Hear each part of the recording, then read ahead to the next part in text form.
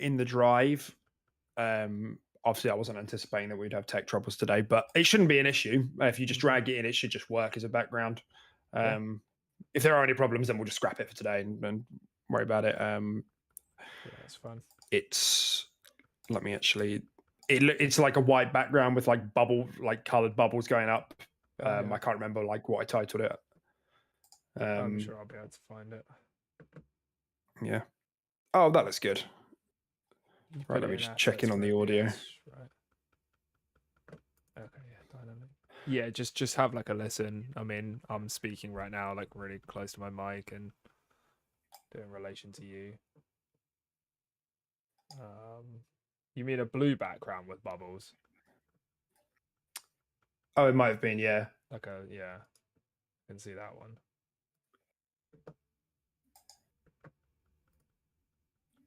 I don't think I think I need to put it in as a MP4, not an image, right? Yeah, it does. Yeah, it'll be an MP4, and it will just there'll be an option to just loop, and you just obviously just want it to loop. Yeah. But that's all sounding good on YouTube. Yeah, our audio levels are good, are they? I'd give you another 10. Okay. But it's good other than that.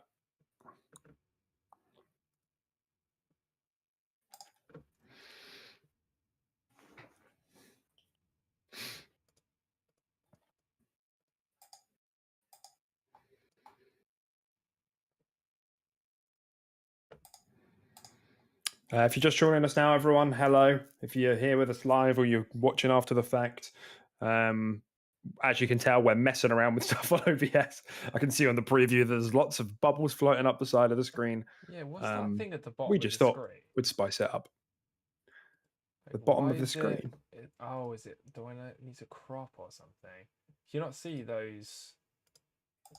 Never mind, they're gone now. Whoa, dude. Actually, that made no sense to me, but it's done it. What was it? It was like there was like cropping issues and like I don't know, I couldn't see anything, and then it was just fine, just out of nowhere. All right. Really weird. That's it, isn't it? Because we don't have a logo at the bottom, so I think this looks about right now. We don't. The only thing I would do on the you know, when you go on the background we just put in, is there a slide scale for adjusting the speed? Let me have a look. I think there is. I did loop it, but yeah, let me. If there is, just slice it in half, just because it's like quite quick and distracting. The only problem we'll have is it's really going to highlight any difficulties we have in performance, but I think it will be fine. But if it shudders, then it looks lovely. Okay, so it was 100%. I'm going to put it at 10% and see what that looks like now. Yeah, but look, it's not smooth because it wasn't meant to do that. It's just like chugging. Try like 50. I think 50 would be good.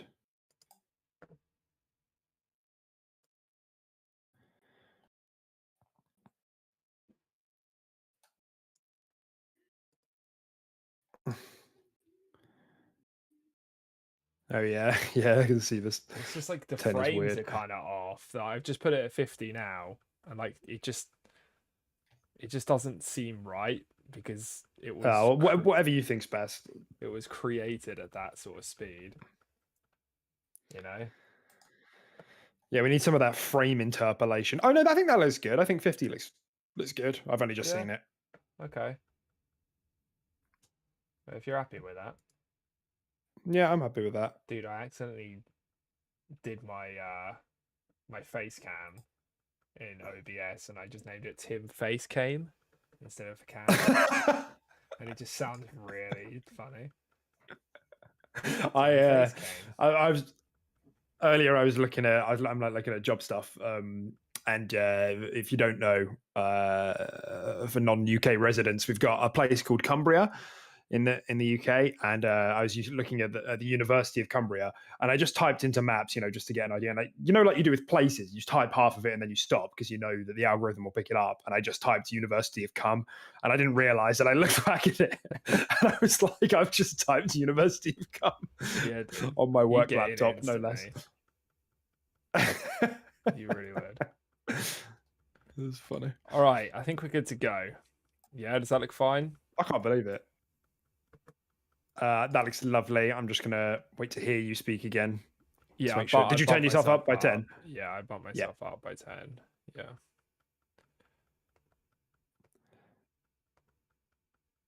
Yeah, I think that's all good. Cool. Brilliant. Okay. I guess we'll start jingling and you can enjoy the show. Let's do it, man.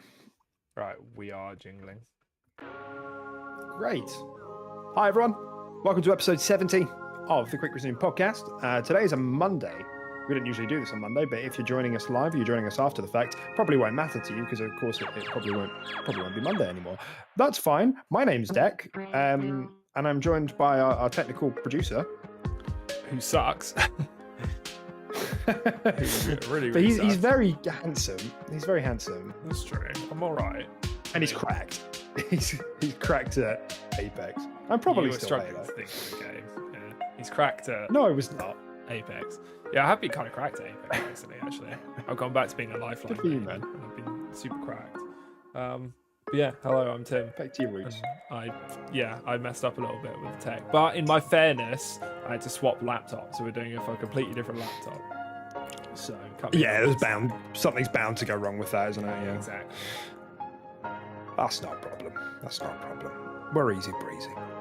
Well, I wanted to just kick the show off by just really saying hi and thanks. And I'll just keep this short because I know these sort of segments and things are really annoying. But we had like a lot of subscribers come by. We had a lot of interest over the last few weeks, and generally the streams and the podcasts we've done have gone quite up in numbers over the last couple of months. Like we're regularly getting 3 numbers on our podcasts over the week now, triple digits.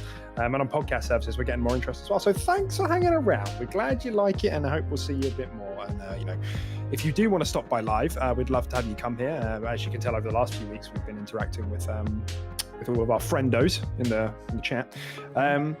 But yeah, Tim. Yeah. How's it been going, my dude? Yeah, it's been going all right. Not too bad. I'm just trying to think, game brain wise. We just What have we been playing? Something came out. Not sure. Something happened. Yeah, so we've been playing me as well, but I'm not going to talk for Deck. But I've been playing Deathloop since that came out on Games Pass. I think I've definitely put in less time than everybody else because I think I just haven't really had the time, to be honest. So I'm probably like 10, 11 hours in, I think. Which is weird because it sounds like I'm further than you, and I feel like I've been doing like so much exploration and so much just aimlessly wandering around and like trying to figure out little things. So you must be going a snail, dude. I am going like a snail, but I also I had hit like a block for probably the last 5-7 hours of gameplay. And last night I overcame it, and I've like opened up like a plethora of new leads, but I was like very much stuck for a little bit. Okay. But I've since figured out, played detective and moved on. But see, I find that funny that you got stuck and figured out, because I think that's kind of the one thing the game does, is kind of just hold your hand a little bit in terms of like figuring out these main leads. It's kind of just there's some stuff you have to figure out, but like I feel like a lot of it is just go to this checkpoint, do this checkpoint, and then go to this checkpoint, and then go to that checkpoint, and then go to this checkpoint. You're done. This lead can now be killed in the evening with someone else in the evening. I don't really feel like, I just had things that I'd missed.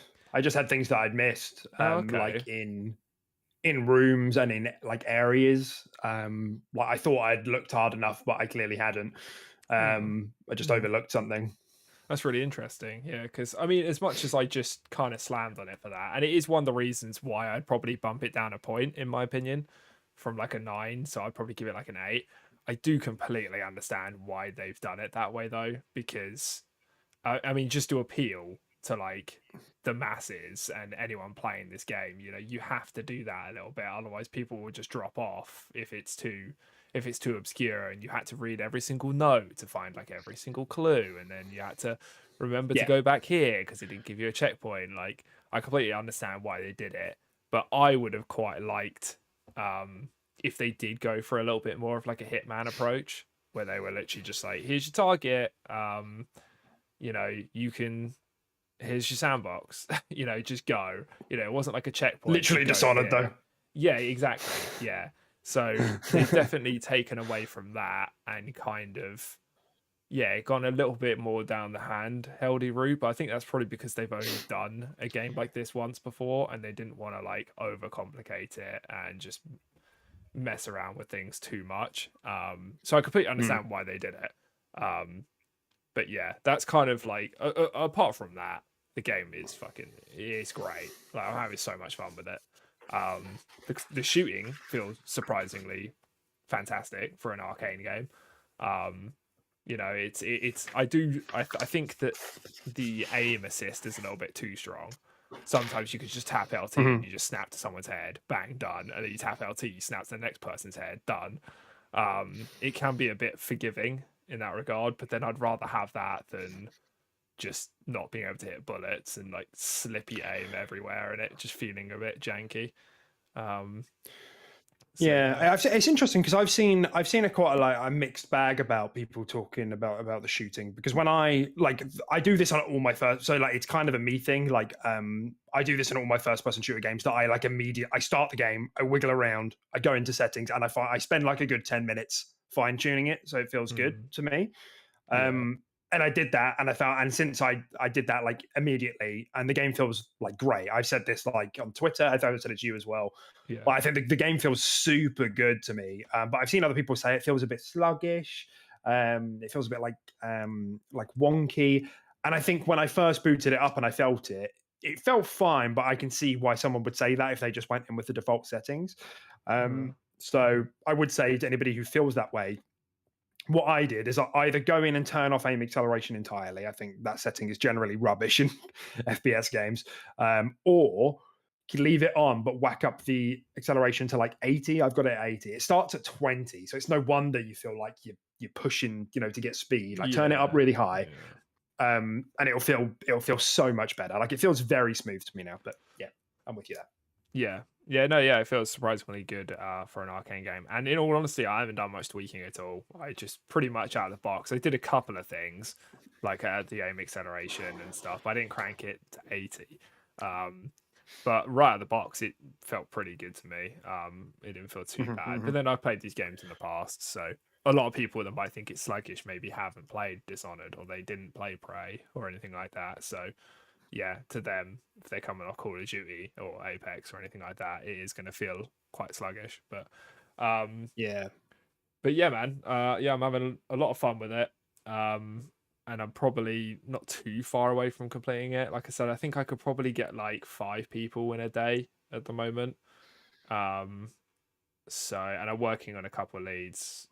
So I could probably bump that up to 6 or 7 quite quick. But yeah, no, it is really good. And one thing I've said as well is the voice acting is phenomenal in that game. Like it's some of the best I think I've played voice acting. I think the two main actors definitely have like really good chemistry, don't they? I think that really helps. Yeah, 100%. Yeah, it's interesting. Like I just, I guess I wanted to touch on that, but I also did want to talk about the kind of the checkpoint thing that you said. But with the voice acting, it has been great, but this has been the one thing that's really kind of disappointed me, is that there isn't all that much of it past a certain point. I've gotten to a point where I'm not getting any more dialogue at the beginning of missions now. And I've had that for ages. And I'm like, that sucks. It was so much fun booting up a new run and hearing like the banter and the back and forth. And I'm just a bit confused because it's like I'm probably like 25 hours in, and I was like, were you expecting me to be done by now? Like I don't know. So. Like that's because it's very Deathloop. It's so dense.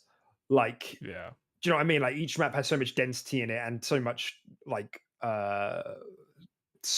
bits you can explore. I don't know. I just feel like maybe that is they just, you know, they estimated that was the amount of dialogue they needed for their average player. But I'm hoping when I get to a certain point, it'll kick back in again, but it feels a bit weird that the dialogue has just stopped now. Like there was no, I don't think there was a closing point. Like she wasn't like, "Oh, I'm just gonna leave you to it now," you piece of shit.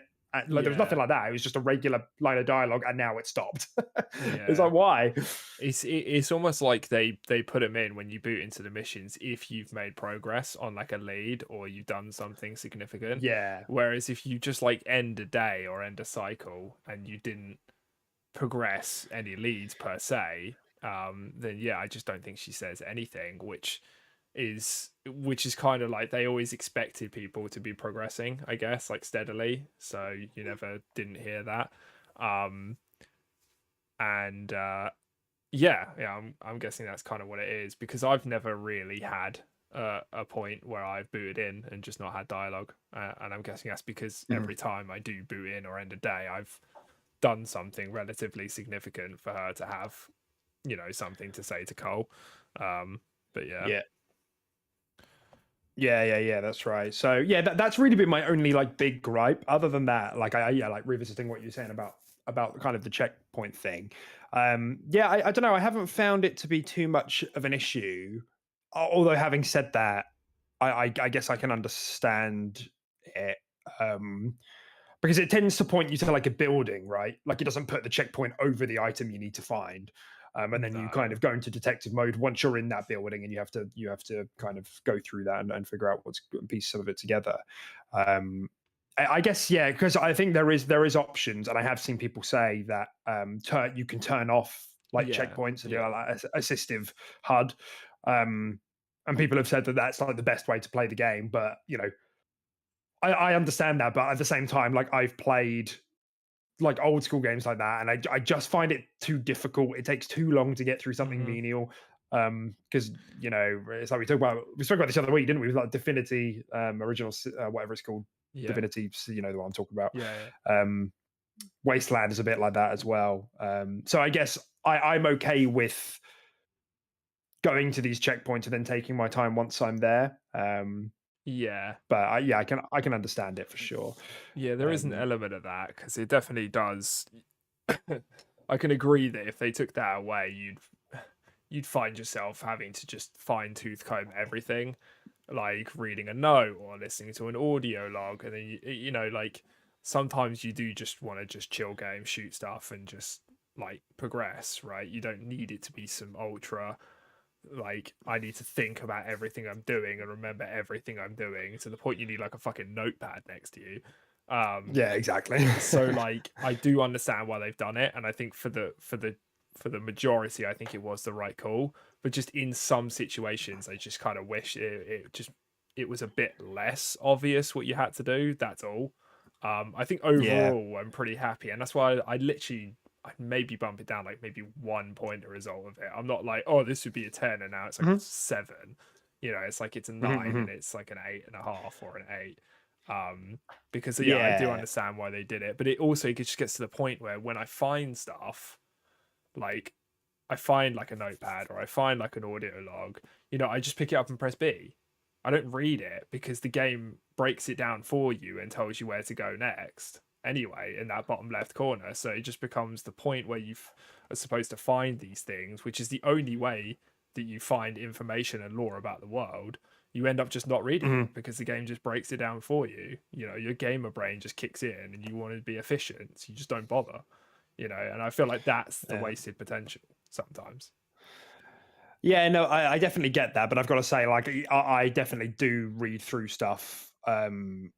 I do read through stuff, like just to understand it a bit more. And like, yeah, it's an interesting like catch 22, isn't it? Like, 'cause I think the system the game has to like structure the clues for you is really good, but like you say, to some degree, it can sometimes take away the like the thought or the puzzle solving Yeah, behind that it, aha because moment. Yeah. because it slots it into place for you.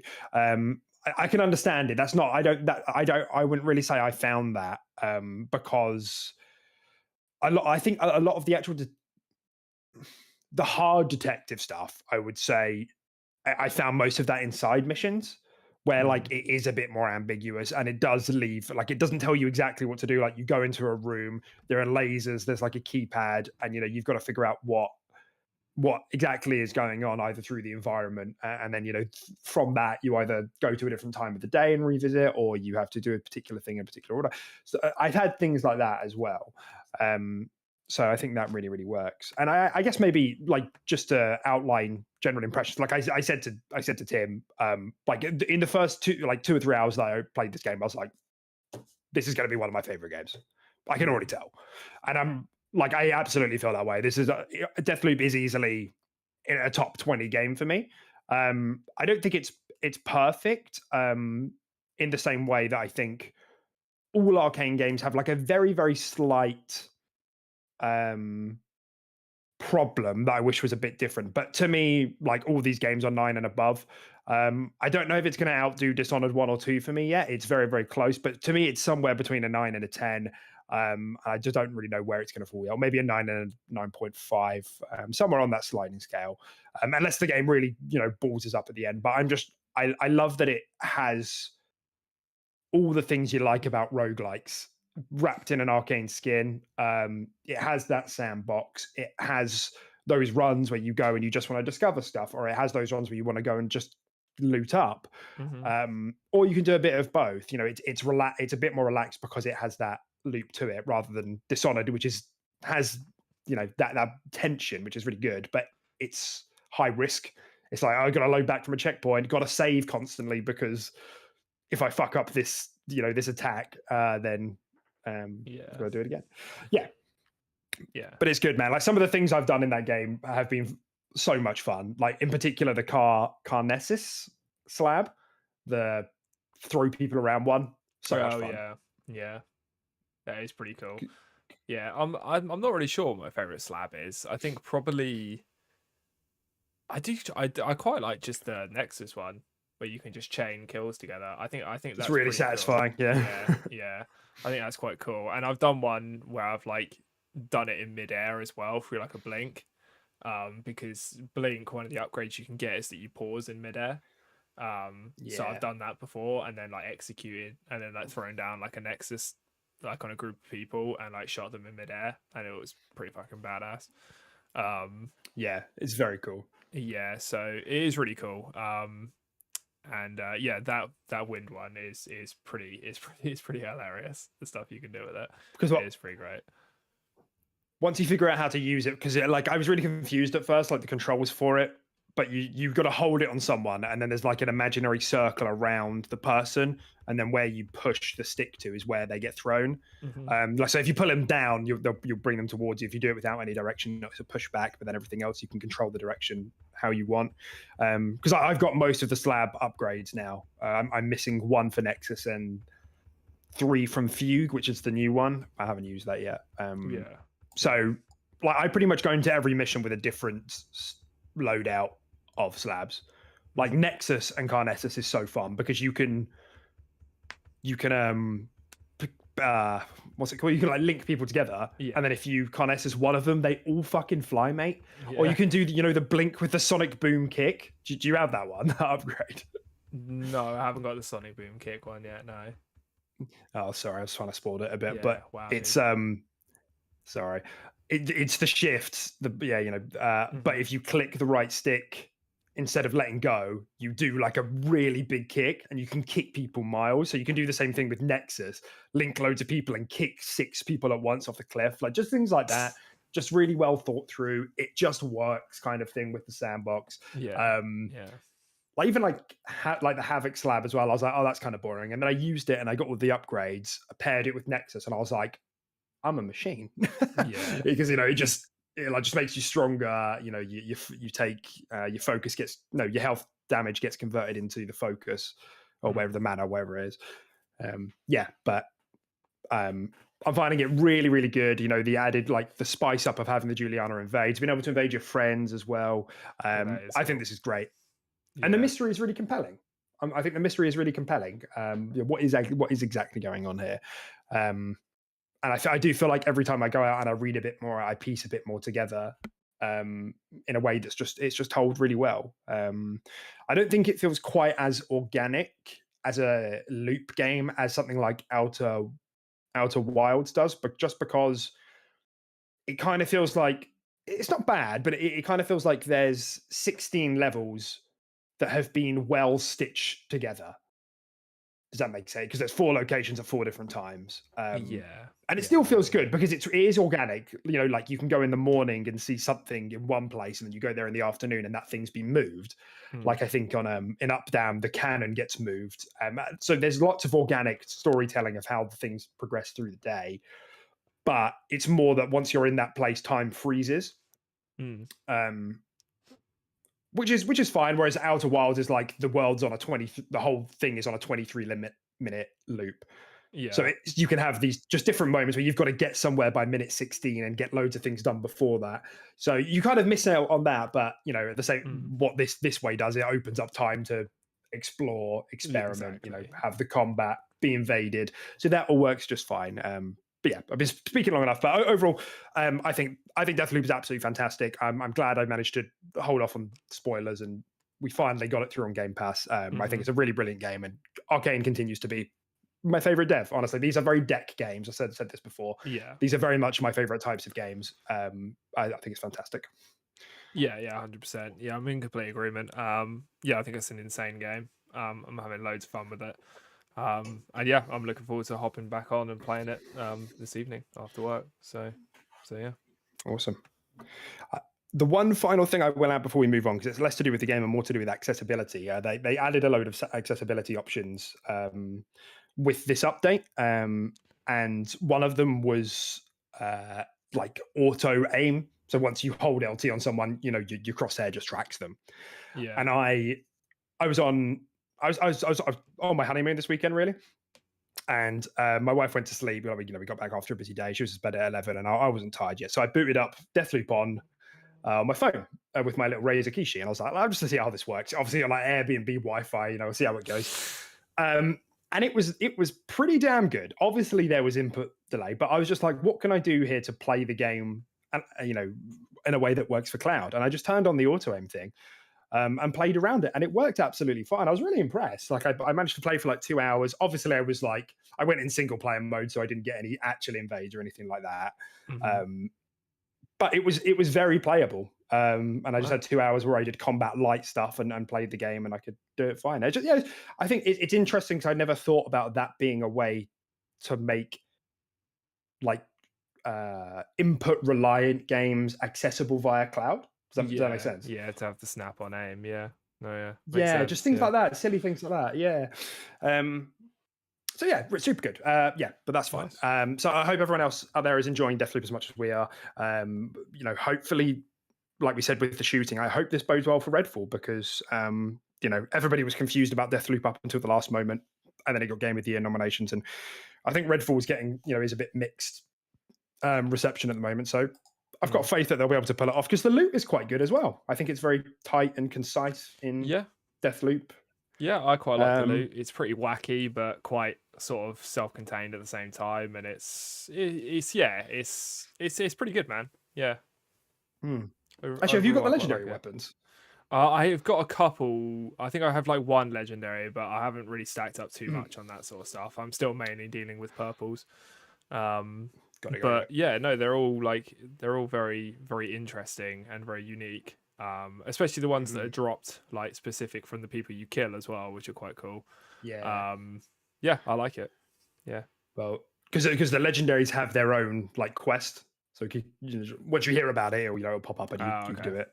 Yeah, I think I do have a couple, but I just haven't done them. Yeah. Yeah. Okay. Cool. Yeah. So I think that bodes well for Redfall. But yeah, you know, more to come. Hopefully, by the end of the year, you know, come Game Awards, we hear a bit more about Redfall. I think, yeah, this just bodes well for me. If it's an expanded sort of, even though it's the other Arcane team, if it's an expanded loot system like what they've done, I think that looks good. Like it's surprisingly good, considering they haven't done anything like that before. Agreed. Oh, all right, man. Great. So, I wanted to start by just quickly glossing over the top of the GTA 6 leaks. We touched on it as it was happening last week, but there's been a bit of a fallout, since then. And it was a UK guy, like 16 or 17-year-old guy, who got arrested. What a patriot.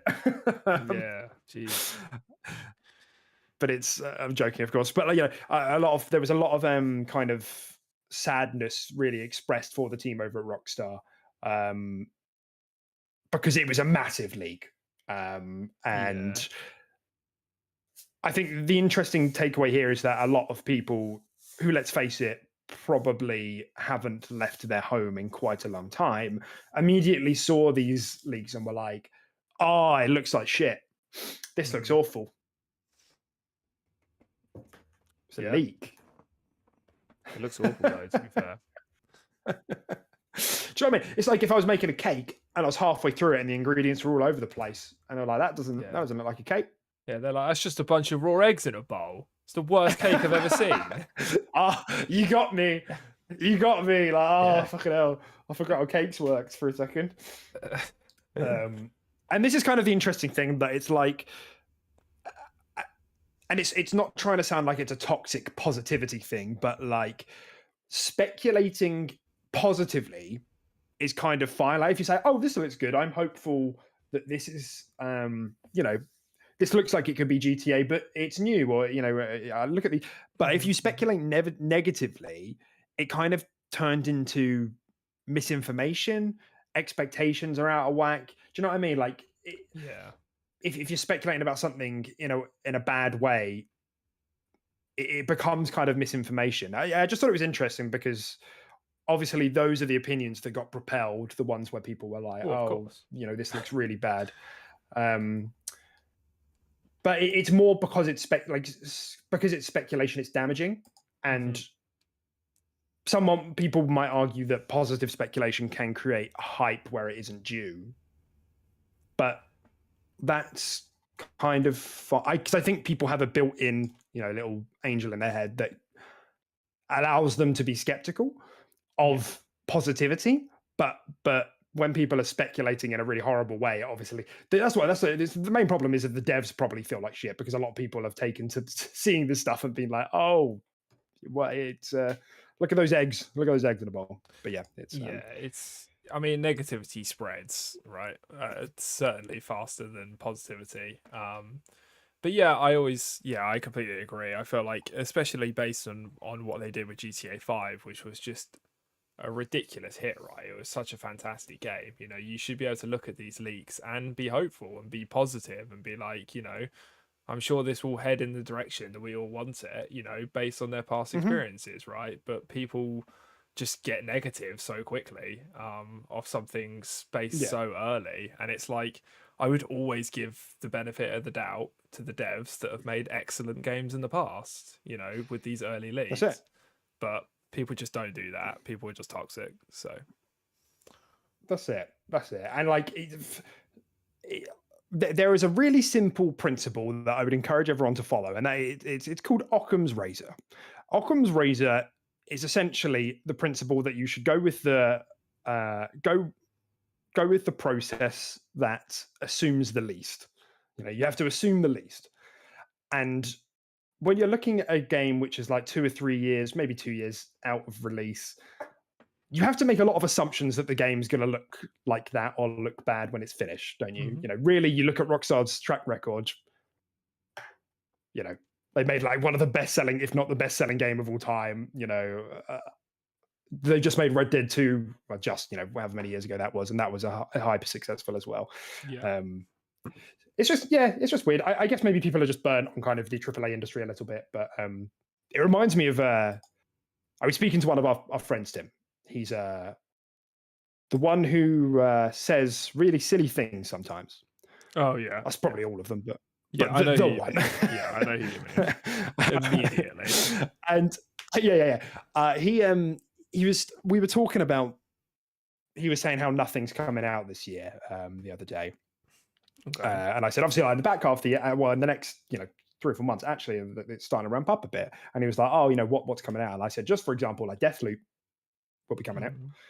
And I said, Overwatch 2. what's the Firaxis game? Yeah, Overwatch 2, but I Midnight Suns is the one I dropped in particular. yeah. It's like Midnight Suns.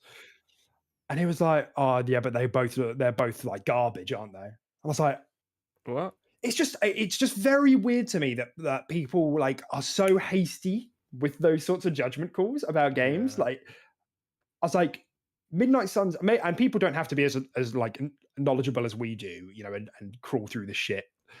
But like, Midnight Suns is made by Firaxis, who have never made a bad game. All the XComs are good. Likewise, Deathloop is made by Arcane. Deathloop's already been out for a year, and it's already been nominated for Game of the Year. Like how does this happen? How does this like somebody see these things and be like, yeah, that's just garbage in it? Yeah, it's just a gamer way of thinking, like, especially if it's not a game that immediately appeals to them. If they're a Call of Duty shooter boy or something like that, and they see something like shooty, Call of Duty. Exactly, yeah. And they see something like Marvel's Midnight Suns or Deathloop, instead of just being like I am, where I'm just like, oh, I don't play RTSs that often, but I can still appreciate that game looks pretty good. It's not for me, but I'm sure it's going to be a good game. They're just like, it's garbage. Yeah. It's trash. Yep, I think trash, dead game. Yeah, exactly. and that's how this stuff spreads. Just because it doesn't appeal to them. I mean, one of our other friends is exactly like this. Unless it appeals to his most niche style of game that he enjoys, that comes out once every like 10 years, he just says every game is garbage, and he just doesn't buy any games. Yeah. So you know, it's just the gamer culture, man. It's kind of toxic. Yeah, it does suck because it's like, yeah, it's not something I want to get into too much now. There will be a time and a place, but there is like a group of people who are like constantly go on about how most games released that like modern games like suck, and I'm like, you're just looking in the wrong places, or you're looking at things you used to like but don't like anymore, and that's just kind of how it is. But yeah, words are important, people. Use the right ones. Cool. Tim, Grounded has gone gold. It's ready to be shipped. It's on disc, and its full release is on the 27th, which is tomorrow, I believe. Boo, crap game. That's pretty cool. Nice. Game. Dead game. Garbage game. Tiny game. Yeah, it is tiny. You are right. Small game. Yeah, that's right. Yeah, man. It's pretty exciting. Yeah, that's cool. We've been fans of Grounded. We haven't put like the most time into it or anything. We don't play it that often, but when we do, we tend to have a good time on it. And I can appreciate the journey it's been on throughout its development process and how they've done nothing but improve the game. So yeah, mad congrats. I'm glad they finally got to the 1.0, and yeah, I think it's coming out with quite a lot of stuff as well, isn't it? It's coming out like quite the full package. So yeah, that's right. I mean, like, we've always thought about Grounded as an indie title, but I think on launch it's probably going to be at the standard of like a small AA game. You know what I mean? Like, in terms of the amount of budget that's had into it, the marketing, the actual content that's going to be there on day one. It's probably equivalent to that of a AA. Yeah, I'd agree. So yeah, big props to the team. They've been working on that for a while. Hopefully I can rope some people to play that again with me, because I think it's really good. I mean, good luck. I think maybe you can get one of our friends, but I think the other two is a no. And you could probably get me too. Yeah, I know. Yeah, like, oh, there's bugs in it. I don't like it. That's true. I do hate that. To be fair, the spiders actually give me like fear paralysis. I hate it. Yeah, that's different. You don't like them because it's actually frightening. I mean, the other people are just like, there's no M4A1. There's no fucking. There's no spider body pillows in this game. Okay, and our last honorable mention today is about Cyberpunk and the comeback Cyberpunk has had over the last week or two. I don't know if you've been privy to this, Tim, but the Steam concurrent player count for Cyberpunk, obviously following Edge Runners, following the anime on Netflix, has gone to an all-time high. for Cyberpunk. And not only that, Tim, it's gone above what the concurrent play count was for Witcher 3. Yo, It now has a highest concurrent player count than Witcher 3 did on Steam. wow, that's pretty impressive. Yeah, I mean, it sounds like Edge Runners was the boost it needed. Because I think Cyberpunk's been quite good for a while when they optimized it, and they've done a lot of patches. Like, I think it's a pretty good game now, but I just think they struggled to get people back on just because of how long it took. So I think this was probably, I don't know if this was discussed like in the big board table with all the suits, but yeah, it seems like it was probably quite a good idea to make this anime. Not only make a profitable anime that's being watched like crazy on Netflix, but to also boost a resurgence in the game as well. Very smart. If that's what they intended, it's very smart. Like, yeah, yeah, that's right. The suits are just around the desk, like, oh, fuck. I didn't know. I just wanted money. Like, I just wanted a second yacht. Yeah, but yeah, I think I told you as well. Like, even I was compelled to boot up a new campaign, just as with a different like story path, and just like get in the world again, just for a couple of hours. Yeah, it does have that vibe, and I think really the takeaway story here is all publishers are doing this. Is the move towards transmedia. IPs sharing different media platforms. We're seeing it all over the place, aren't we? Halo just had a TV show which didn't have the same effect for obvious reasons. The game struggling and the show was just fine. But when you've got a bit of media which performs really well, I think the tide rises. How does the expression go? Rising tide raises all boats. I don't know. I don't know what you're talking about. High tide raises the boats. I mean, yeah, the boats float in the sky on water in Atlantis. Yeah, so it's essentially, when one thing, when a lot of things are doing well, everything does well. Essentially that's the takeaway.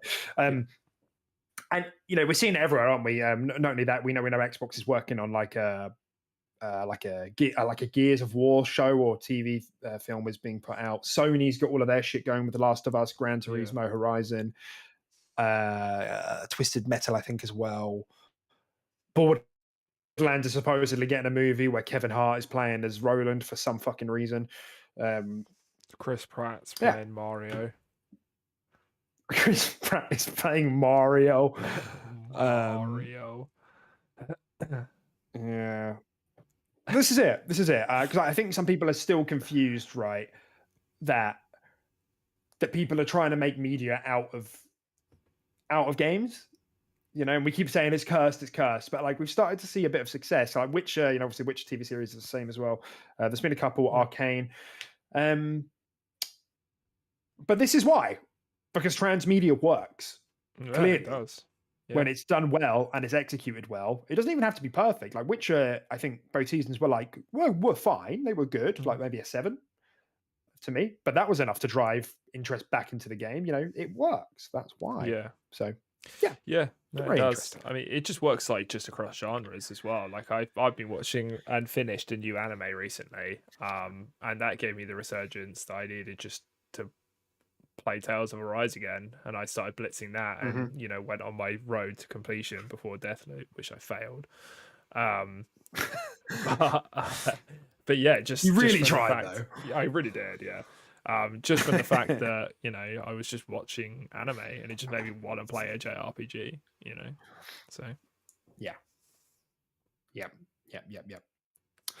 Okay, well, we're into the main news stories for today. If you've made it this far and you're on a podcast platform or you're watching us on YouTube, hi. If you could hit the like button, that'd be really awesome. Maybe consider subscribing if you're new here. You can find us both on Twitter. Is it here? No, it's over there. Yeah. Just our handles or that. With our fancy new graphics. That'd be awesome. Okay. Tim, it's 2013. Is it? It's 2013.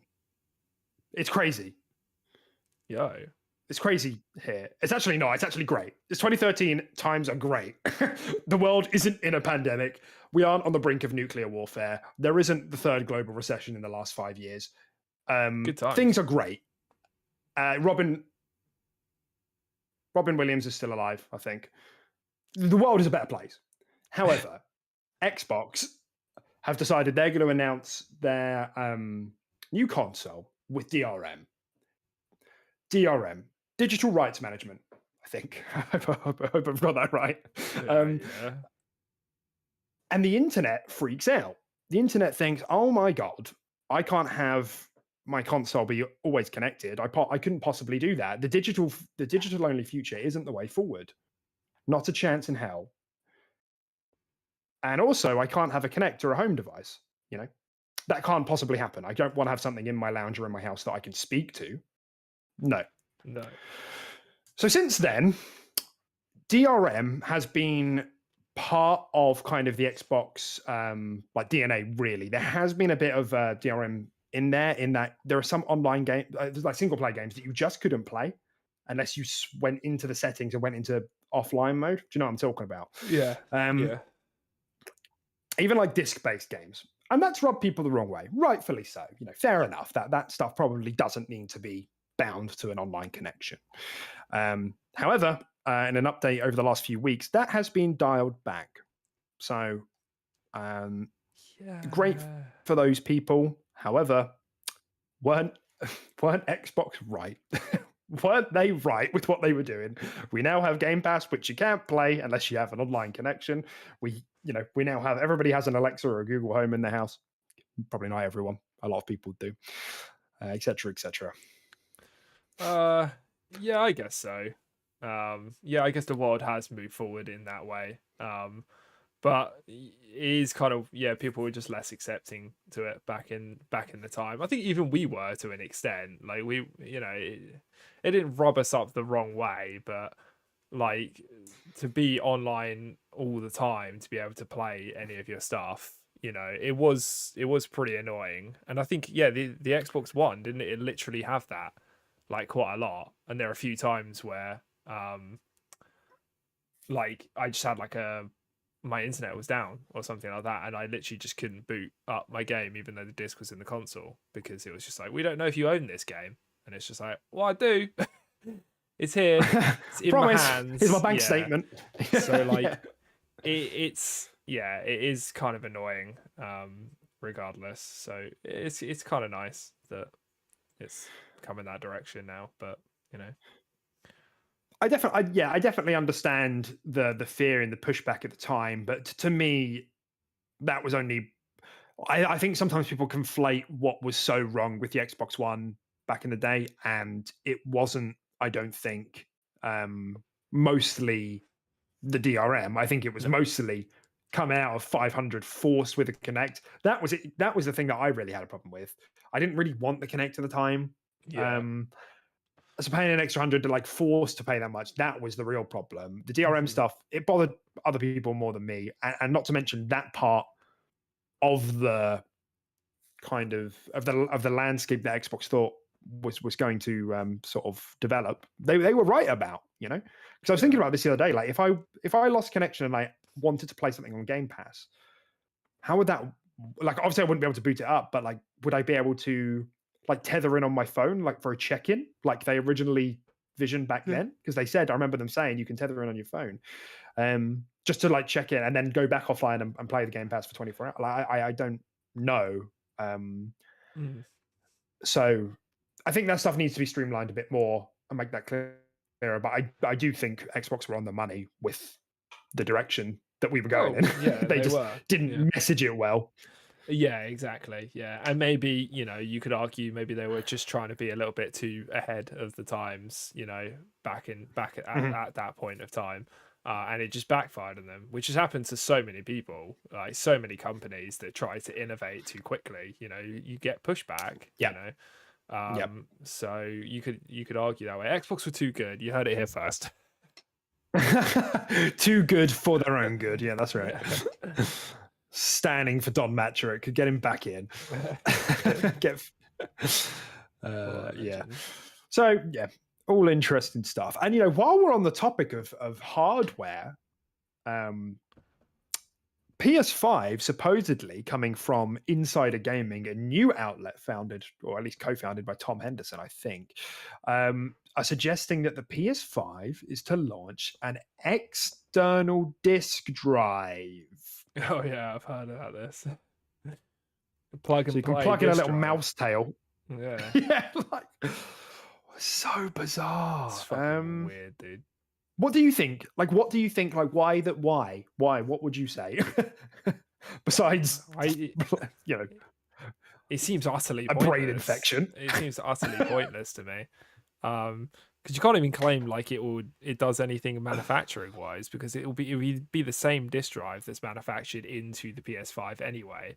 So it's like, oh, we can just manufacture digital ones, but it's just like you're still manufacturing these disk drives. You're just doing it for a plug and play. So it's the same component. Like you can't even argue it from that perspective.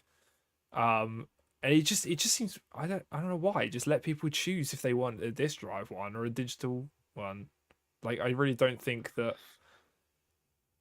Oh mate, what if you got 2 disk drives? Can you buy one with a disk drive and then plug in a disk drive and put in 2 discs at once? What happens? Wow, I don't know. What happens? Consumption of the world, I would assume. I could put in. I imagine Jim Ryan gets 3 inches taller. I could put in like Modern Warfare 2 into the internal disk drive, and then I could put in like anything else, like Deathloop, into the external disk drive. What would happen? Do I get 2 disk options? Which one does it auto boot up? Does it combine the games? All right. Can you imagine? That'd be awesome. Jesus, dude. I think you're maybe that's their plan. Like maybe that's going to be the new feature. Like combined game, like picture-in-picture gaming. It just merges them together. Yeah. Or maybe it's not. Maybe they've got like the news here slightly wrong. Maybe it's not a USB-C, but it's actually like a brain jack. You just stab it into the back of your neck. That would make more sense from a product standpoint than what they've done. Yeah. So I guess like because from a consumer angle, yeah, like this sounds so bizarre. And like I think you might remember back in the day, like in the 360 gen, Xbox did something like this, but for like movies. I can't remember, like DVDs. Was it a Blu-ray extension? Was it? Yeah, that's right. Yeah, that's right. I think that's right. So it's not unfounded, I suppose, but the idea here, from what I understand and from what I read, or what's speculated, is that Sony are looking at ways to kind of streamline their manufacturing process, focusing on a single model going forward with the option of an additional drive for those who want it. Which tells me a couple of things. Firstly, that they want to save money on production, on the production line, but they just increased the price of the PS5 like everywhere apart from the US. So yeah, is that going to come back down or like? Nah. So that sucks. The other part of this is that of the 2 consoles, Tim, of the digital and the non-digital, which do you think looks better? I'm going to go ahead and say I'm going to take door number 1, which is the digital. Yeah. And why is that? Because it doesn't have a tumor growing out on the side of it. Right. Yeah. So this is me speculating, but I reckon they got to the end of the manufacture of the PlayStation 5 and were like, and then got intel that Xbox were including a disc drive in their Series X. And they were like, oh, fuck. And they had to do some weird shit where they bent out the fucking, it's so, to me, it's kind of obvious that this was a digital product first, just by the physical appearance. Mm-hmm. Like the PS5 digital was the primary product. And then they realized that Xbox had one as well, and they felt they had to make competitive and literally just glued it on the side. Yeah. It looks horrible. Yeah, truly. So, and that would have remained quite heavy speculation until now, because like to me, this signals that they still feel that the digital PS5 is the primary model that's selling, Yeah. right? Yeah.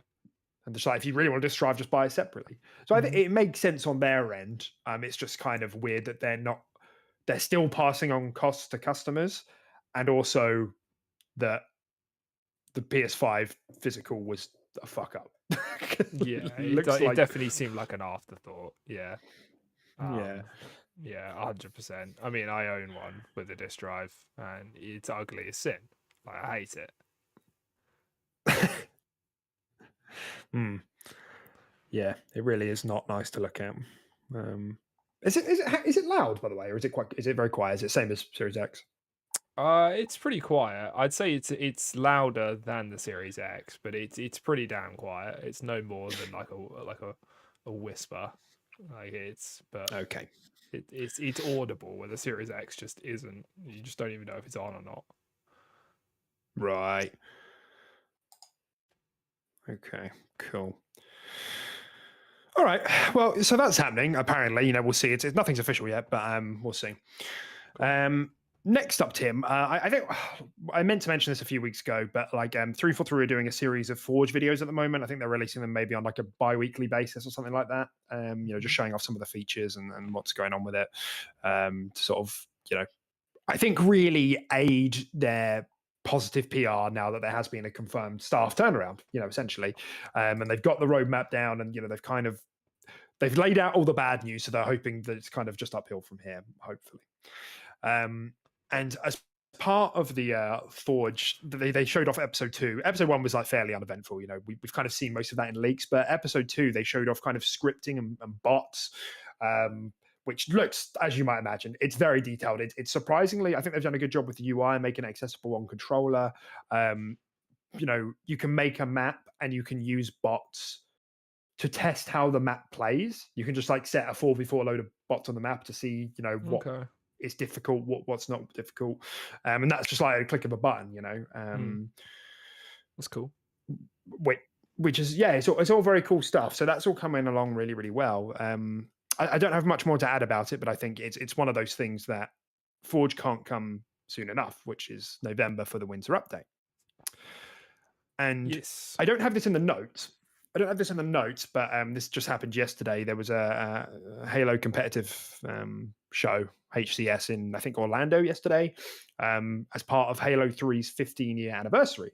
And they revealed a remake of the pit from Halo 3, built in Forge, due to come just after Forge's launch in November.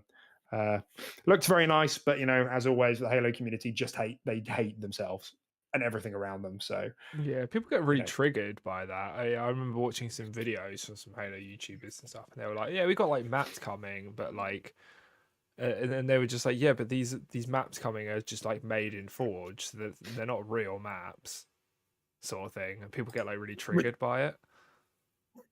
Yeah, so a map's a map, mate. Like they're not. If it's a good map and it looks good, yeah. Well, it's just so bizarre to me because this conversation 3 months ago, everybody was saying prioritize Forge so that you and the community can ramp up maps and game modes and get it into the game. And now they're doing that and they're like, oh, I don't really want Forge maps. It's like, oh, it's just impossible. It's just impossible.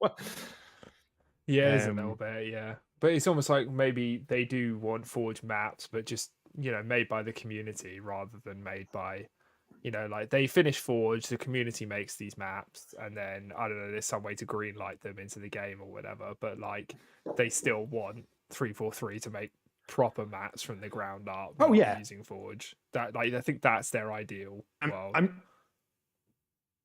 Yes, no, I get that, but like I think it should be fairly obvious at this point that 343 are struggling with content output and the technical debt that they've got. So creating, do you want resources put towards a lot of resources put towards a dev made map and not much else, or do you want a small amount of resources put towards a Forge made map and then a lot can be put into other stuff?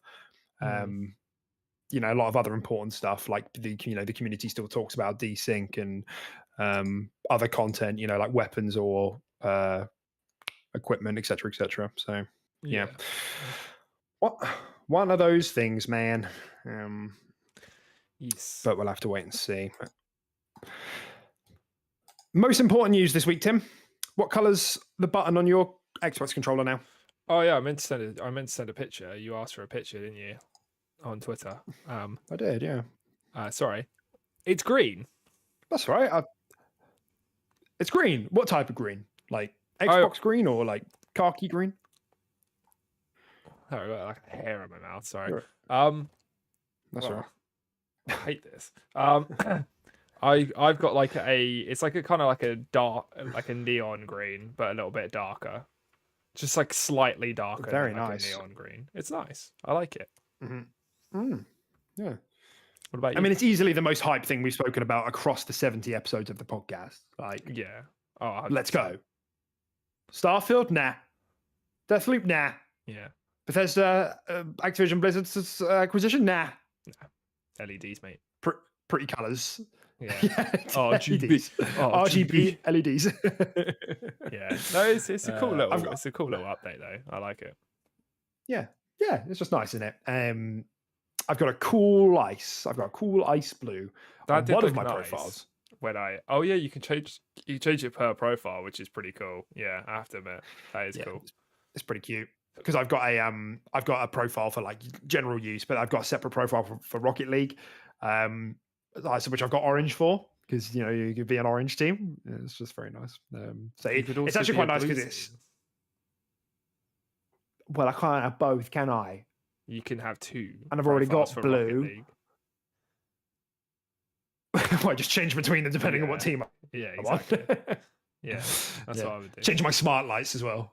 Yeah, well, I'll bear that in mind. Yeah. But I found it's actually been quite helpful because sometimes I can't immediately tell what profile I'm on because there are three dots. Yeah.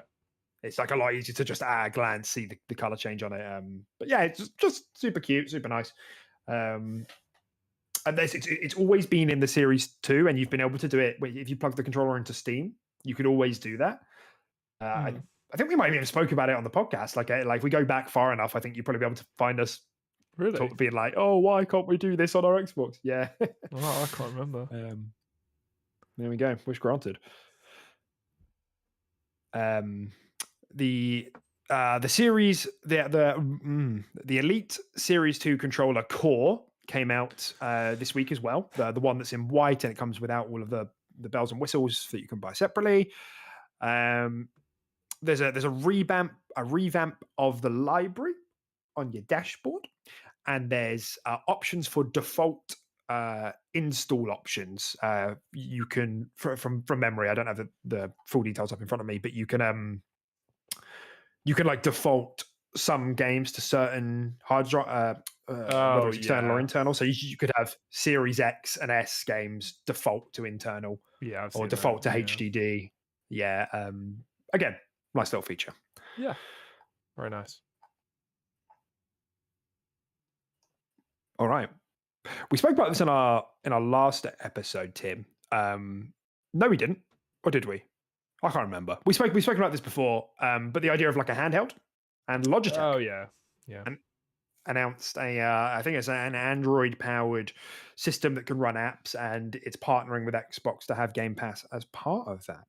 You've heard about this, yeah? I think I caught wind of it, yeah, but I haven't looked into it extensively. No. So, yes. So it's. I think I'm. Based on what I've got in front of me, I'm pretty sure it's an Android-based handheld. That is the selling point is that it's a cloud handheld. I think it's even called Logitech G Cloud or something like that. Okay. It's not the best name I've ever heard, but that's fine. And so just to read you a couple of the features. 7-inch, full HD 1080p touchscreen, 12 plus hour battery life, lightweight portability, integration with Xbox Cloud Gaming, NVIDIA, GeForce Now, and more cloud services through the Google Play, the Google Play Store. Okay. There's one big wrinkle here, Tim. Like the same sort of wrinkle I get around my belly button Is it the when price? I'm like when I'm sat down. It's the price. How did you know? Yeah, you always talk about that wrinkle in your belly button, and it's always to do with price. Yeah, it's always price. Yeah, Yeah. it's a problem. I probably should get that checked. Yeah, $349. It's weird because I put 300 in the thumbnail because that's what it said on the store. Or maybe that's because we're in the UK. Either way, it's between 300 and $349, which holy shit, that's way too much for something like this. Very expensive. We're looking at like 250 quid. Like Yeah. 250 quid at least. Yeah, that's mental. Yeah, considering it's essentially just like it's kind of just like a second phone, right? It's like if you don't want to use your phone to do this, you know, you can buy this and carry it with your phone. It's like a second phone. And it's got Xbox integration. It's not native, but it's got Games Pass integration and stuff. Yeah, 250 quid is ridiculous for something like this. Yeah. Yeah, it's just I really like. We spoke about this, didn't we? We spoke about the idea of like Xbox doing like a native handheld, like for expensive money, or like a cloud handheld for a lot cheaper. But this doesn't seem to scratch either of those itches. No. Like it's not cheap enough for me to like because I the thing is I like the idea of something like this. I like the form factor. I like the Switch form factor. With like a really good Wi-Fi chip, you know, good battery life, you know, so maybe like an improvement on the Switch in those areas. But it streams via cloud, and you know, streaming has its own drawbacks. But generally, I think it's getting to a place which is pretty good. But man, not for that much money. Like Yeah. that's Series S money. That's Steam Deck money. Yeah, it's too much. Yeah. I mean, there's absolutely no beating around the bush for what that is. It's way too much money. You got to compete with these things, and if you're not doing it native like Steam Deck and Switch do, you got to beat them on a price point and convenience. Yeah. Yeah, it's just got like they can't have been ignorant to that. I guess either they underestimated maybe the market overlap between their device and the Steam Deck, or they've got an angle here which they're not marketing well.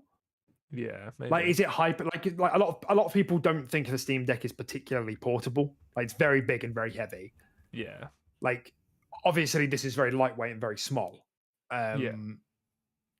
And maybe they need to lean into that more. So, yeah, I am in favor of a cloud device, but yeah, just not for this much money. I can't see. Apparently, it sold out immediately. Okay. So I think there is a market for this sort of stuff, but you know, I'll be interested to see the tail when it restocks. Like, because the enthusiasts, of course, are going to gobble this up. Like people who have lots of disposable income and love Xbox are going to gobble these up. You know, early adopters. Yeah, I don't think that means much. Yeah. But yeah, we'll see how it does. I think it's interesting. Have you given? Because you mentioned that you tried cloud the other week. Am I remembering that right? Yeah. I played a little bit of Octopath Traveler on it. Yeah. Oh, that's right. Yeah. Yeah. And that was okay? It was okay. Yeah, I had some screen wipe issues with some weak Wi-Fi and stuff like that. But like for the most part, it was fine. But yeah, I'm definitely one of those people I haven't extensively actually used cloud that much. But I might start to. You know, and I was very tempted in investing in a Razer Kishi and stuff like that. So yeah, it's definitely something I might dip into more. And yeah, I absolutely agree. I think there is a market for it out there. I just don't think it's the right price point. And I'm someone that has a fair amount of disposable income that I can put on this sort of stuff. You know, I do buy a lot of tech gadgets and a lot of games and stuff like that. And I wouldn't even bat an eyelid at this for that price, to be honest. Yeah, that's a problem. I wanted to tell you something, Tim. It's a bit off. It's a bit off topic. It's got nothing to do with Xbox. I saw a massive jellyfish this weekend. Yo, that's pretty cool. a massive jellyfish. How big we talking? Arm No, span? Gimme. it wasn't. If I had to guess, its head was like this big. Yo. There's a big head, big Yeah. dome on this That's jellyfish. that's like a 15-inch head. On the Welsh coast, yeah.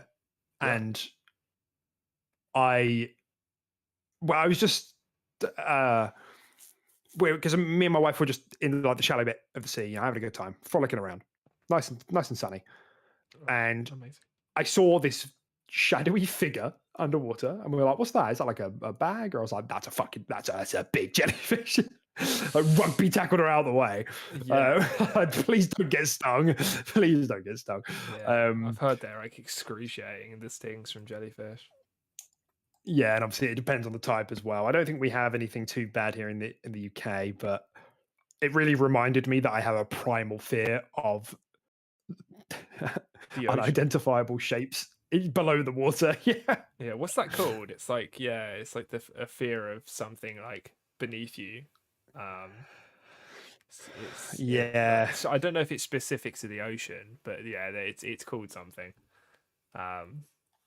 But yeah, I definitely have that too. It's awful. Whenever I get into a swimming pool, I'm one of those guys. I'm like, what if there was a shark in here? And then I always check underwater, and I'm like, it's completely unrealistic. So it just spawns in like Minecraft style. Yeah. What if just for fun, someone dumps a shark in this chlorine swimming pool? Yeah, I mean the shark would probably instantly die. It would inhale. Yeah, it would just shrivel up. Yeah. I win against that shark. Yeah, it's really bothering me. Man. You mentioned. I mean, fucking... don't worry about it, man. It's fine. You don't have to know every disease of the brain. Oh, I know it as well. It's really annoying. God, come on. Find it. No, drop it. I'm just gonna type. I'm just gonna type phobia and see if it comes up. No, Okay. I didn't. Because I'm even subscribed to the subreddit of it. Do you know what I mean? And anyway, okay, I'll let it go for now. For now, you're lucky. Yeah, you will get a message later. God fucking damn it. Okay. Yeah, that just scared me because I think like you always talk about spiders. Like that's your primal fear, right? I hate spiders. Yeah. That's like it activates lizard brain, like for sure. Yeah, it activates flight immediately. I just run. Yeah, just run exactly. All right. Well, we've got the title of the video, right? Yeah. Is about Satya Nadella being very cheeky. He's a very cheeky boy, that one. But we're going to save that till last because there's a couple of other smaller bits I want to mop up. God, am I a tease? I'm such a tease. I am. You are. You really are. I'll tell you what. If anybody's still here watching YouTube, I wanted to I should have asked at the beginning, but I want to get your opinion on how the screen looks right now. Hi, with the whole bubble thing behind us. I think it's quite cool. It's nice. I've had it. Yeah. I tried to get like something green, you know, to signify Xbox, but I couldn't do that. So lo-fi vibe background, you know, like one of those like cities that like people like walking around. Like I did try a surprisingly difficult thing to find, just free dynamic, you know, like looping videos. Or short MP4s. Like I had some like pixel art ones with the sun going up and going down, which was quite nice. But then that just didn't work because I tested it on my OBS. But you know, I'll keep looking. I'll see what happens.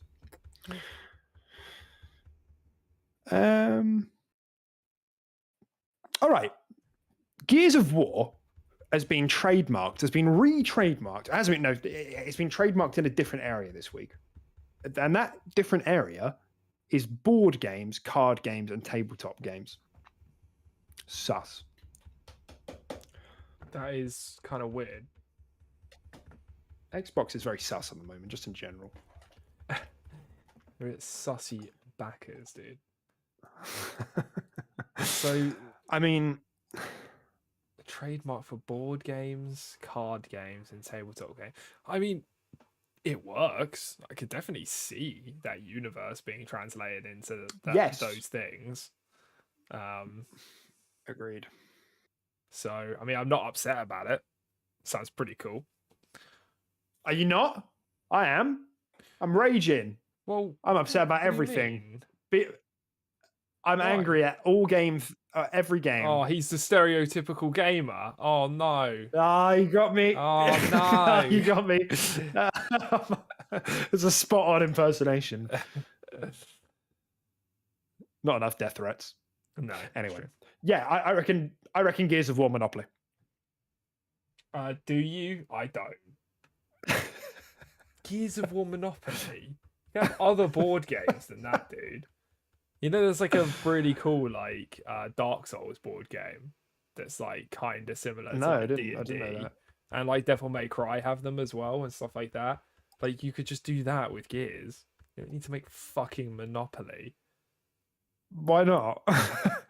If you think about it, Gears of War is all about capitalism, you know? Because the compulsion. So what's it called? Is it called compulsion? What's the goopy cum called? Emulsion. Gears of War. It's not compulsion or whatever you call it. Oh yeah, I did. I called it compulsion. Gross. Yeah, wasn't that man-made, and therefore it was a for-profit company, and therefore we have a lot to learn. Yeah. Through a Gears of War Monopoly. I landed on the emulsion power supply station. I'll buy it for 200 kronens. Thank you. Oh no, a locust attack. Minus 200 kronens. Damn. Yeah. Yeah. You've passed go. Better turn into a locust. What would jail battered be? around by a berserker?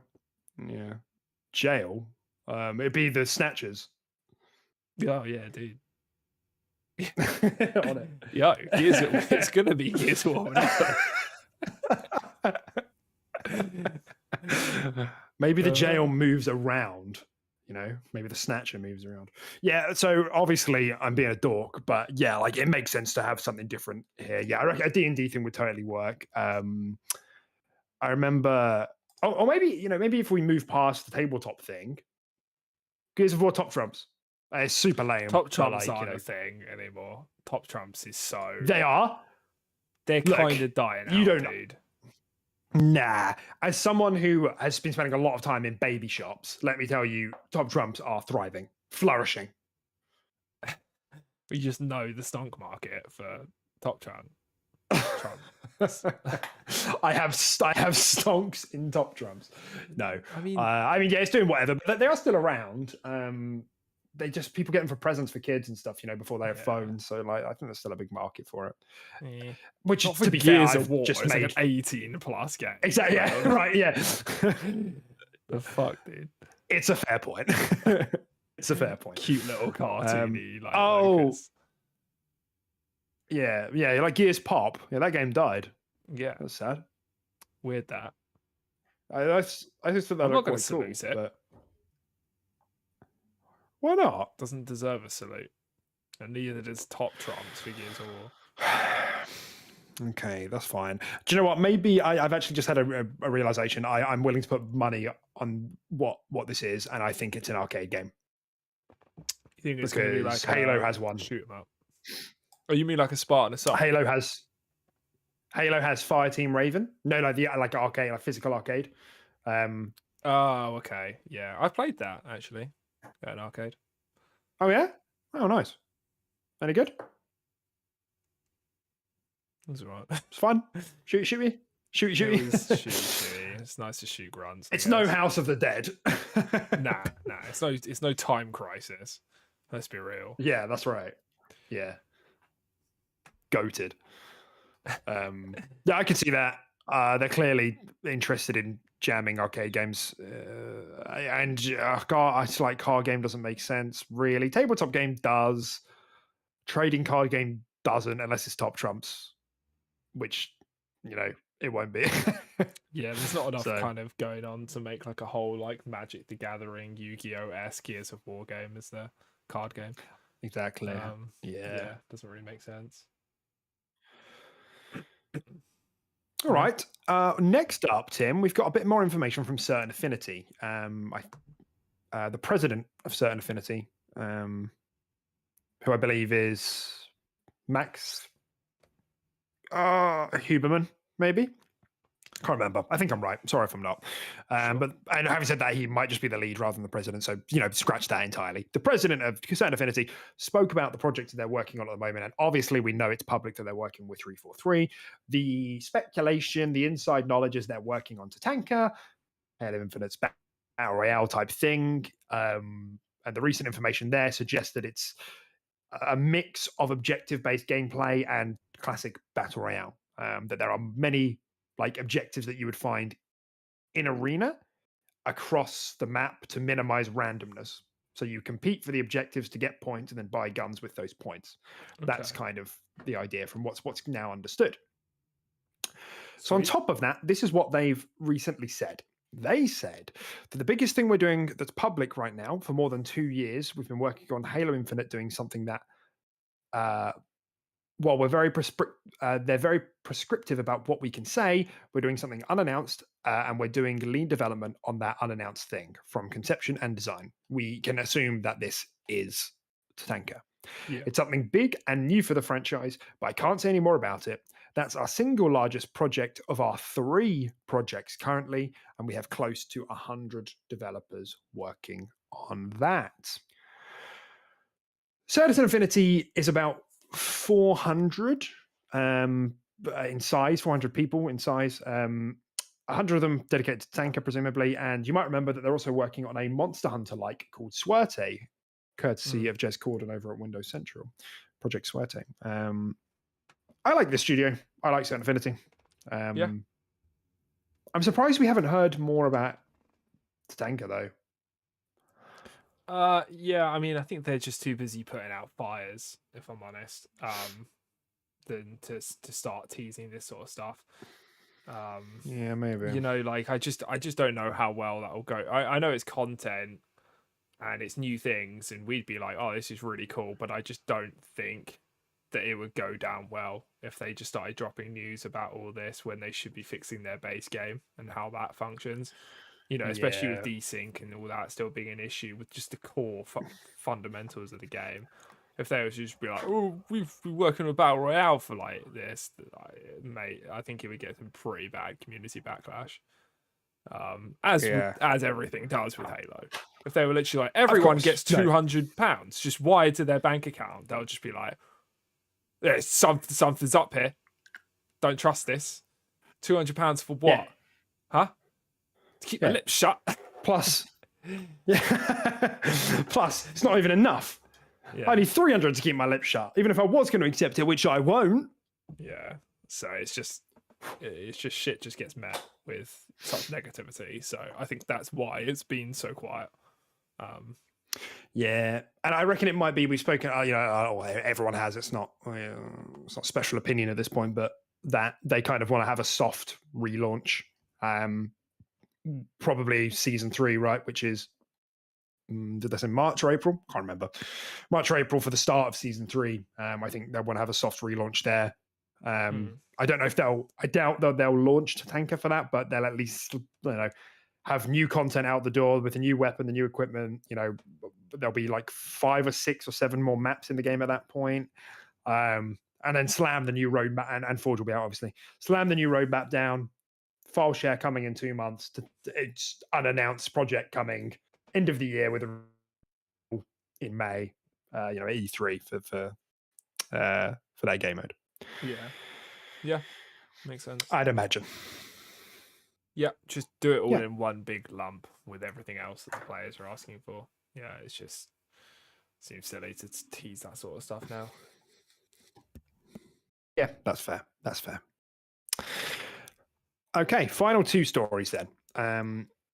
One of them is comments regarding day one games into PlayStation Plus from the ex-president of Sony Entertainment Interactive. He's the ex-president. He still works at Sony PlayStation, just in a different capacity. He's now the head of independent developer initiatives, but he used to be the president. And what he said, paraphrasing, was that PlayStation Plus should be used to breathe new life into games rather than be day one launches. And Stray, the cat game, was immensely successful, and I believe was PlayStation Plus's first day one game. Yeah. And he said that was an anomaly, directly responding to that question. Okay. What do we think? What do I we mean, think about all of this funny business?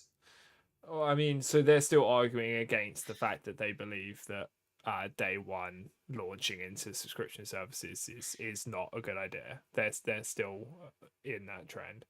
I Yes. mean, it really depends on the budget of the game. Like, I don't think Stray would have had the biggest budget ever. I think it had like it's not as expensive to make as something like Forbidden West or something like that. It was. Oh yeah. Yeah, it's quite cheap in term. Well, not cheap, but you know what I mean. And then Yeah. it was also kind of an oddball of a game. So putting something like that into a subscription service is obviously going to do great because people are unsure about it. It's not a massive budget game, and that's why it performed so well. I mean, it really depends. It's their whole finance situation to the budget of the game because Sony are smaller than Xbox. So yeah, they just have to weigh up the costs that it took to make the game in relation to how much they're looking to make on it. Basically, that's what it will always come down to when you want to put something like that into a subscription service. So Stray was just a safe bet. I don't think Stray was an anomaly. I just think Stray works in that regard, where something like, well, I say something like God of War wouldn't. God of War still would, but it wouldn't. I don't think you'd make as much for them in terms of profit as if they were to sell it at £70 a pop. That's right. That's all. And I think that's right. It just, I guess that's kind of the give and take of Game Pass. And, you can make the argument that Xbox is bigger so they can afford to do this. But I think a subscription service ultimately is still something you use to generate money for yourself. Mm-hmm. The give and take of Game Pass for them is that they get consistent revenue from us on a monthly basis. Yeah. The give is that we get to have those day one games, and that's consistent. And I mean, if 10 million people play a Game Pass game in the first week rather than buying 10 million copies in the first, yes, obviously that's going to generate less revenue, but it's not really about that. All of the comments that Sony seemed to say about PlayStation Plus really just show to me that this is just a response to a perceptive response to Game Pass rather than a meaningful product. I don't know, because they've had some good games in it. They got Deathloop on it this month, and they've had some other good stuff. Stray looked pretty cool. The roller dome was, I think, day one as well. But if we flip the script for a second here, Tim, many others to viewers and listeners as well, if tomorrow Phil came out and said, look, we can't sustain day one releases anymore, we'll aim to get our first party releases and third party releases onto Game Pass within 3 or 6 months after launch, would that affect your position on the perception, would you think about unsubscribing some months or at all if that was the case? Yeah, I think I would. Yeah, I think I'd definitely rethink my just having it subscribed all year round, like I currently do. Yeah, I would just sort of sign up and cancel as and when I know releases are coming out and when they're coming out. Yeah, absolutely, I would. So it just we've all always seems spoken like, about this. it just seems like Sony always look at it from like a short-term perspective rather than it's like they see every game made and sold as like just a pile of money, and they want that pile of money now rather than over a longer period of time where they might make some losses to start with, but then it's passive income that's going to increase and ramp up, but they always see it very short term, I think. Money now, gimme, Yeah. gimme. I've always felt that way about Sony as well. I do. They're quite anti-consumer in that way sometimes, and have been for quite some time. Yeah, I mean, there's definitely not much. There's a lot of negative sort of PR around PlayStation at the moment, and sort of what they've been up to. But I mean, Shuhei Yoshida, who was the person in question, is like one of the people at PlayStation who is like really has always been. He's kind of been the Phil of PlayStation. He's very like plays a lot of games. He speaks passionately about games a lot of the time. So this kind of surprises me. But I guess this is just a business model that PlayStation has taken, and they aren't wrong. They're definitely right that these subscription services can be used to breathe life into older games for sure. Like Game Pass has been so good for my backlog and for getting me to play games, not because they're old, but because of the discoverability. And I just feel like they haven't spoken about that. That's not the angle they're taking. Like whenever Phil gets a microphone in front of him, he's like, "You're going to play something you maybe wouldn't have played," and that's the entire point. Like we want a variety of games, and like he's so right. Like Nier Automata is one of the few I point to that I was like, "Wow, what an incredible game!" I would never have bought that in a million years. It's not really about breathing life into it. It's more that I have that option.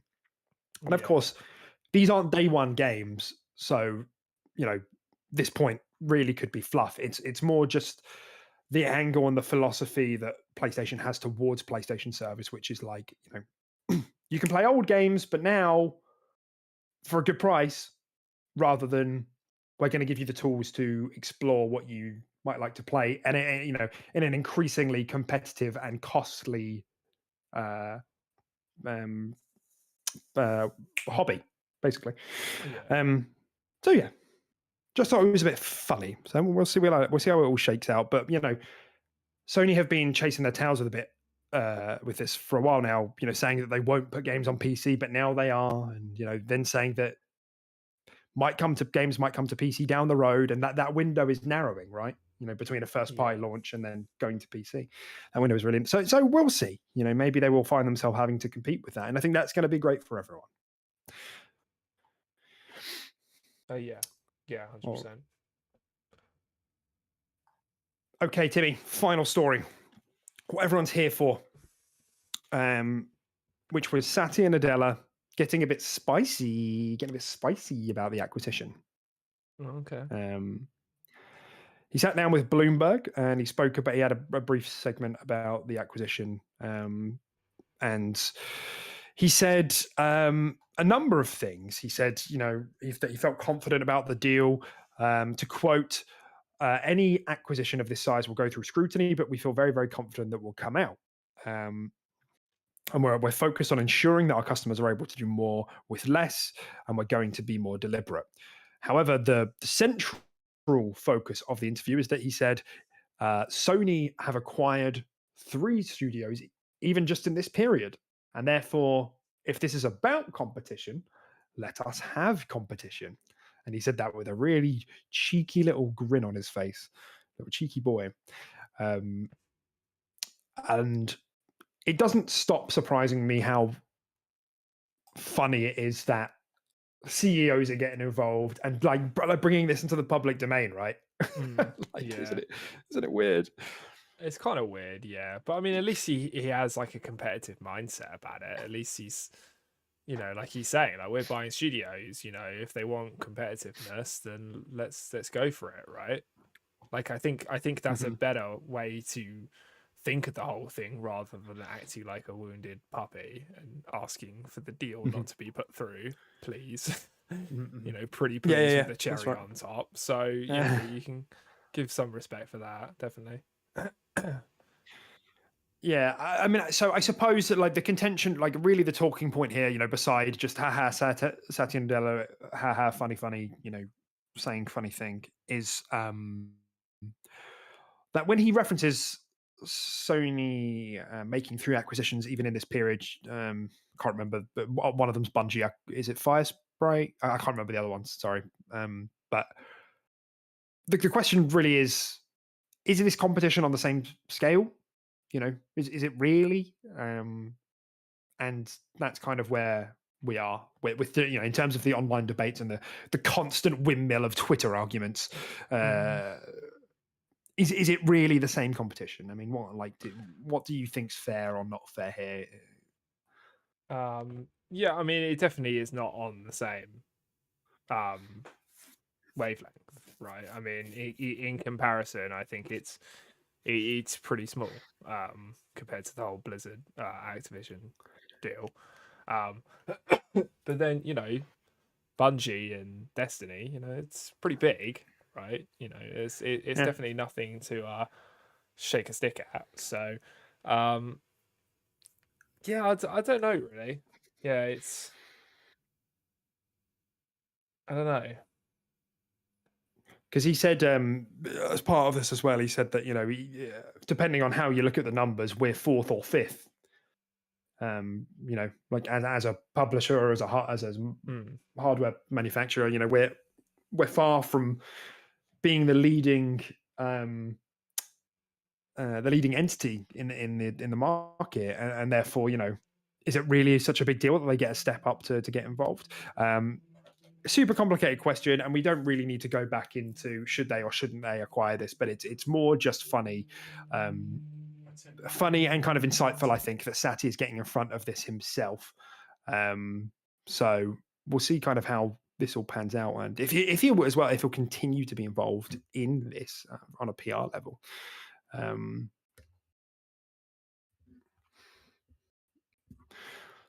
I can see Tim's just a bit busy. That's fine. So we'll just continue. We're coming towards the end anyway. We're kind of wrapping up. So I'd be interested to hear thoughts from anyone around any of these things. And once again, if you've stuck here throughout the show, if you're listening on any of your favorite podcast platforms, so give us a quick review, give us some feedback as well. Reach out to us in the live chat, which we try to do every Sunday, though we have been a bit inconsistent recently. So apologies about that. But yeah, Tim, I was just wrapping up. Oh yeah, I'm back. Sorry. Yeah, that's right. So I was just wrapping up. Okay, cool. So I don't have anything else to add. So we'll just have to go without the jingle today. We'll have to save that for next week because it is a wonderful jingle. Yeah, that's okay. Yeah, we'll just intro with it as normal next week, and we'll outro. We promise. Yeah, if you ask nicely. Okay, everyone. Well, thanks for coming today. Sorry we had to do this on a Monday, but hopefully we'll catch you all next Sunday. Yes. Yeah, we should be back to normal next Sunday. So yeah, see you then. See you then, friendos. Take care. Bye bye.